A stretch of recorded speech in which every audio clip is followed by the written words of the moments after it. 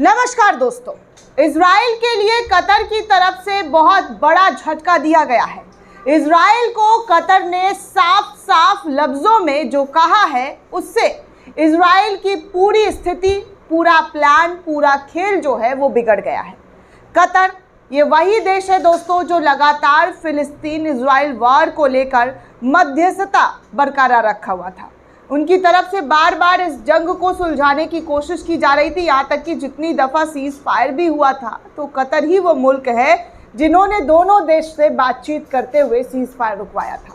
लेकिन अब कतर ने इजराइल पर सख्त, जी हाँ, सख्त एक्शन ले लिया है और ये भी कहा है कि अगर कतर का कोई भी एयरबेस इजराइल की तरफ से इस्तेमाल किया जाता है तो वो उसे छोड़ेगा नहीं, वो उसे, जी हाँ, उसे छोड़ेगा नहीं, उसकी खैर नहीं है।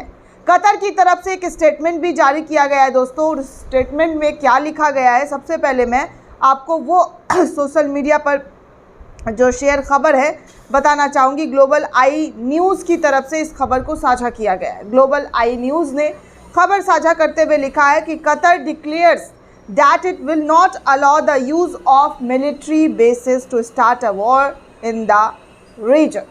जी हाँ, started a war in the region. इस तरीके से कतर ने कहा है कि वो इस पूरी लड़ाई में अपना जो एयरबेस है वो इस्तेमाल करने के लिए इजराइल को नहीं देगा। वो साफ साफ सुन ले, अगर इजराइल किसी भी तरीके से हमला ईरान पर करता है तो वो इस लड़ाई में उसके साथ नहीं नज़र आएगा, वो उसके साथ खड़ा हुआ नहीं दिखाई देगा। इस वक्त की बड़ी खबर, बड़ी जानकारी दोस्तों, कतर ने साफ साफ कहा है कि कतर ने घोषणा करते हुए कहा है कि वो अपने क्षेत्र में युद्ध शुरू करने के लिए जो सैन्य ठिकाने बनाए जाते हैं उसके इस्तेमाल की अनुमति वो नहीं देने वाले हैं। तो कतर ने ये तो घोषणा कर दी। अब इजराइल क्या करेगा?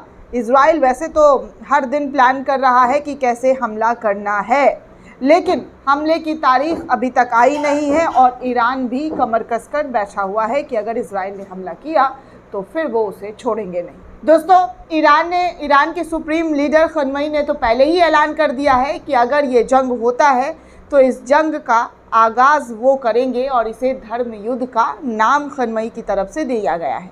अब ऐसे में इजराइल को बहुत सोच समझकर फैसला लेना होगा कि वो अगर ईरान पर हमला करता है तो फिर उसका क्या होने वाला है, उसकी क्या खैरियत होगी, वो समझ में उनको आ जाएगा।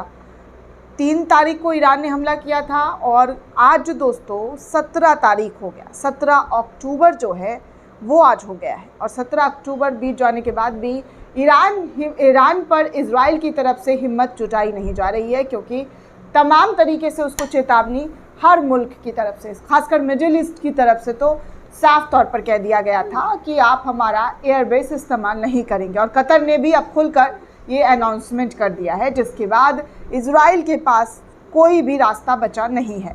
हालांकि इजराइल क्या करता है, क्या नहीं करता है, ये भी देखना दिलचस्प होने वाला है, क्योंकि नेतन्याहू ने तो डंके की चोट पर ऐलान किया था कि वो ईरान को छोड़ेगा नहीं। तो अब इस चीज़ का इंतज़ार हो रहा है कि ईरान पर हमला जो है इजराइल की तरफ से कब किया जाएगा। इसकी सुगबुगाहट तो हो रही है, लेकिन सुगबुगाहट होने के बाद आप समझ सकते हैं कि ये जो वॉर है वो कितना भीषण वॉर होगा। आप अंदाज़ा लगा सकते हैं दोस्तों, क्योंकि बीते कई दिनों से इस 15 दिनों में, 16 दिनों में मैंने आपको बहुत सारी जानकारियाँ दी हैं, चाहे वो रशिया से हो, चाइना से हो, उत्तर कोरिया से हो। जो मदद ईरान को मिल रहा है उस मदद के आगे इजराइल पूरी तरीके से बेबस है। देखिए, एक और ख़बर है द सर्वाइवर पेज से, कहा जा रहा है कि जियोनी अब इजराइल में एक दूसरे के ख़िलाफ़ हो रहे हैं। जी हाँ, यहूदी जो है इजराइल के अंदर अब एक दूसरे के ख़िलाफ़ होकर लड़ाई लड़ते हुए नज़र आ रहे हैं। जिस तरीके का फ़ैसला नेतन्याहू की तरफ से लिया गया है उस फैसले से कुछ लोग सहमति कर रहे हैं, कुछ असहमति, और यही वजह है कि इजराइल की सड़कों पर अब लड़ाई जो है ज़ोरदार तरीके का हो रहा है। द सर्वाइवर पेज ने इस खबर को, इस वीडियो को शेयर करते हुए लिखा है कि देखिए कैसी लड़ाई और किस हद तक की लड़ाई जो है हो रहा है। आगे एक बड़ी न्यूज़, जी हाँ, एक बड़ी न्यूज़ ब्रिक्स न्यूज़ के हवाले से आ रही है। ब्रिक न्यूज़ ने इस खबर को शेयर करते हुए क्या लिखा है, देखिए, ईरान के विदेश मंत्री जो हैं वो मिस्र पहुंचे हैं, जो लगभग 12 सालों में किसी ईरानी विदेश मंत्री की पहली यात्रा है। अब इस यात्रा के कई मायने निकाले जा रहे हैं। मिस्र भी ईरान को सपोर्ट समर्थन करता हुआ नज़र आ रहा है। मिस्र ने भी साफ तौर पर कहा है कि वो इस लड़ाई में ईरान का साथ देगा, और 12 साल में पहली बार ऐसा हो रहा है जब ईरान के विदेश मंत्री मिस्र की ओर जा रहे हैं। मिस्र के साथ उनकी बातचीत हो रही है। बातचीत की फ़िलहाल कोई जानकारी निकलकर सामने नहीं आई है कि इस बैठक में क्या बातचीत हुई है, किस तरीके के फैसले लिए गए हैं और आगे की रणनीति क्या बनाई गई है। तो कहीं ना कहीं बड़े लेवल पर ईरान ने अपनी तैयारियां शुरू कर दी है। वहीं आगे दोस्तों, लेजिटिमेट टारगेट्स नाम का एक पेज है, वो खबर शेयर करते हुए लिखता है कि हमास ने हमलावर जोनी सैनिकों को निशाना बनाते हुए वीडियो बनाते हुए दिखाया है कि कैसे उसको निशाना बनाकर मार गिराया है। आगे देखिए, एक और पेज है सस्प्रेस्ड न्यूज़ करके। सस्प्रेस्ड न्यूज़ की तरफ से भी बहुत सारी जानकारी साझा की है अल कसम ब्रिगेड्स की तरफ से कि उनका जो मास्टर प्लान है वो क्या है और वो किस तरीके से अपने प्लान को अंजाम दे रहे हैं। जी हाँ, दक्षिण पट्टी में खान यूनुस के पूर्व अल ज़ौरी आत्मघाती ड्रोन के साथ साथ दुश्मन के टोही गश्त दल को भी निशाना जो है बनाया गया। ये लोग अल अक्सा मस्जिद की तरफ बढ़ते हुए नज़र आ रहे थे, जिसको इन्होंने मार गिराया और उनके ड्रोन को भी ख़त्म कर दिया। वर्ल्ड अफेयर्स न्यूज़, जी हाँ, वर्ल्ड अफेयर न्यूज़ ने भी कई जानकारी साझा करते हुए लिखा है कि हम जल्द ही ईरान को मध्य पूर्व में परमाणु राज्य घोषित करने वाले हैं। ईरान के लिए परमाणु हथियार वक्त की मांग है।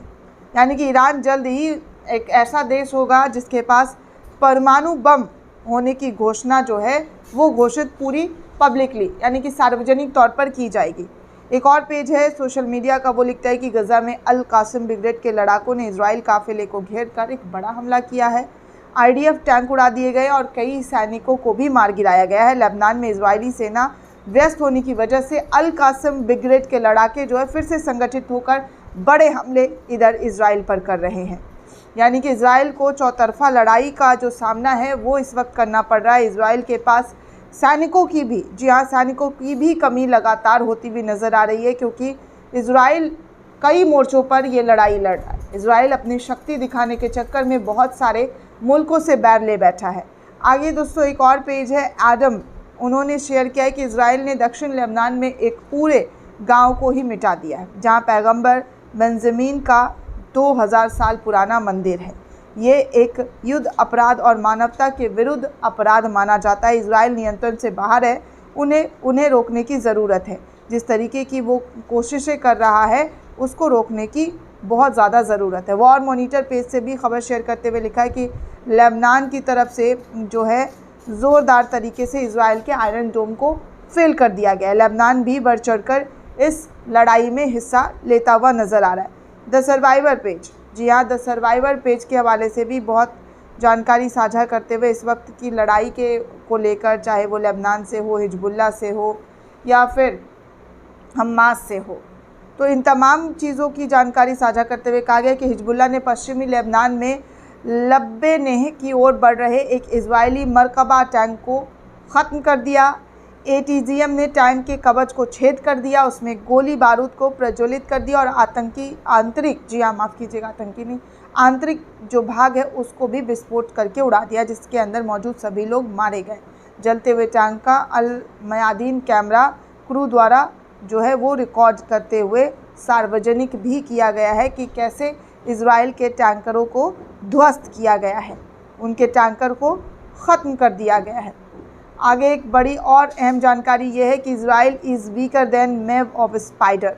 जी हाँ, सैयद हसन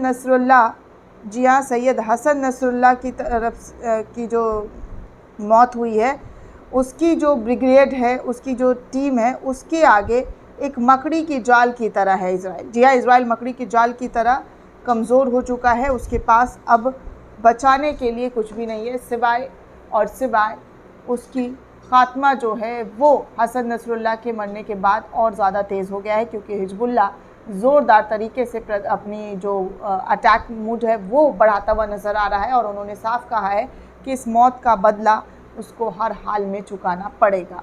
दोस्तों, इस पूरे रिपोर्ट को लेकर आप क्या सोचते हैं, आपकी क्या प्रतिक्रिया हमें कमेंट करके ज़रूर बताइएगा। साथ ही साथ चैनल को ज़्यादा से ज़्यादा लाइक, शेयर और सब्सक्राइब करना बिल्कुल भी ना भूलें। धन्यवाद दोस्तों।